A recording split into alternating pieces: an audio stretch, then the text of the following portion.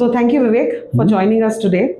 After the amazing Axel Talk session that we had, wherein we saw so much of enthusiasm in the crowd because of what you're building. And of course, Sarvam, frankly speaking, I didn't know it was doing so many things. So it has been really, really great for the session. Thank you so much. Now, a few questions I have. Now, for years, India has been a consumer of global technology, right? And as you said, for Chat GPT also, we are like in the top 10 percentages and, using it extensively. So with Sarvam, you're trying to build foundational AI infrastructure as well, and that too from India.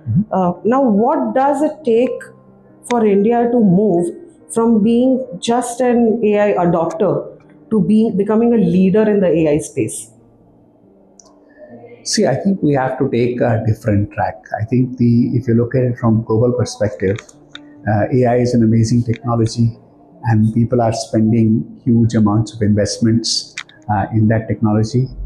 I think we need to understand, the path, take our own path here, and we have to figure out how to actually make AI accessible to people at a cost that makes sense and what is able to actually really impact and improve the quality of lives of people.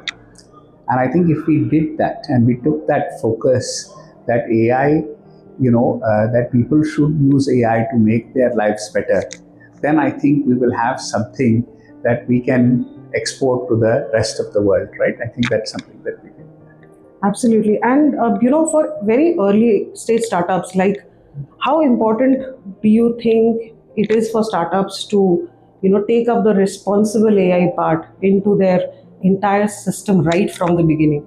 Or is this something that they can just look at a later stage, understanding that responsible AI for some startups can be very burdening, or they would say we would spend a lot of resources, manpower, energy, money on it. But what are the small steps that a startup can take to say that yes, we also have responsible AI as one of our core themes in our startup? See, I think it is important to think about responsible AI from the very beginning. But you also have to understand what is the nature of risk in the problem you are trying to solve. If the problem you are trying to solve is simple, then maybe the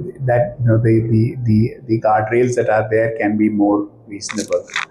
But if the problem you are trying to solve is more fundamental, then I think that guardrails need to come into place, and people need to think about guardrails from the very beginning. I think it depends on. I think that everybody needs to think, and there is obviously you need to think about what makes sense for the business problem you are trying to solve. Yeah, true. Yeah.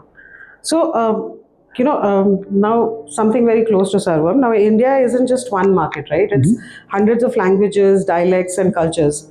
How different is building AI for India compared to building AI for the rest of the world? Is it easier? Is it more difficult? No, see, I think India has three unique advantages. One is it is a massive market, right? So that is one thing, that if you're building for India, you're building for something big. The second thing is it is a very diverse thing, right? So therefore, people speak differently, things are different every part of the country and things like that. And if you want to do something that is useful and reaches every corner of the country, you have to build something where diversity, and you have to understand diversity has to be the core of your thinking. And the third thing, of course, is India is cost sensitive. Everybody wants to do things at a cheap price. So therefore, you need to figure out how to build things efficiently. I think those are three things, and if you learn those three things well, I think that many of those things may actually have impacts in other parts of the world also. But in India, those things come up first. Right. Many founders today, and we work at ACSEL, we work with a lot of founders who are in the MVP stage. They are either doing the pilots or are in the very early revenue stage. Now, so they are wondering whether they should build AI models, fine tune existing models, or simply integrate AIs. How do startups need to think around this decision? It depends on what is the core of their business, right? If the core of their business is to build a new AI model, you have to train an AI model. Right. If the core of their business is something else, then they should use the best AI model that they can find. They can actually use an API.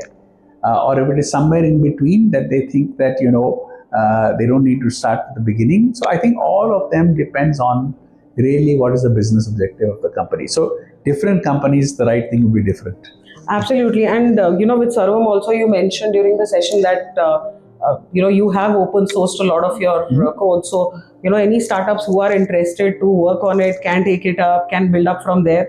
And that's a unique thing that Sarvam is providing to you.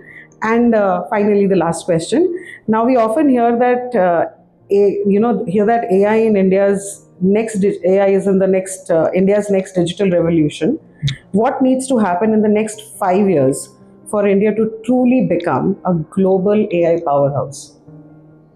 See, I think we have to be, and I'll go back to something which is not maybe whether it's global powerhouse or not. I want to imagine an India where every person in India has access to everything that they need to do in a very simple way, whether it's a government service, whether it's something private, whatever they need to do, if that's accessible to them and people's lives are simpler and more enriched, then we would have done something great using this technology for our country. Great. And I think with leaders like you, I don't have any doubts that India will definitely, take up a big leap in this AI era and definitely emerge as a leader. Thank you so much for joining us today. I am with the humble and the great leader, Dr. Vivek Raghavan, who we just finished an actual talk session with him, and we had this short conversation. Thank you so much for your time. It was lovely having you here. Thank you so much. Thank you for inviting me, and really appreciate it. And I said this is a whole of ecosystem play. Everybody has to come together for us to be successful in this. Yeah, we'll actually catch hold of that, and we'll be calling even more and more. Thank you. Thank you.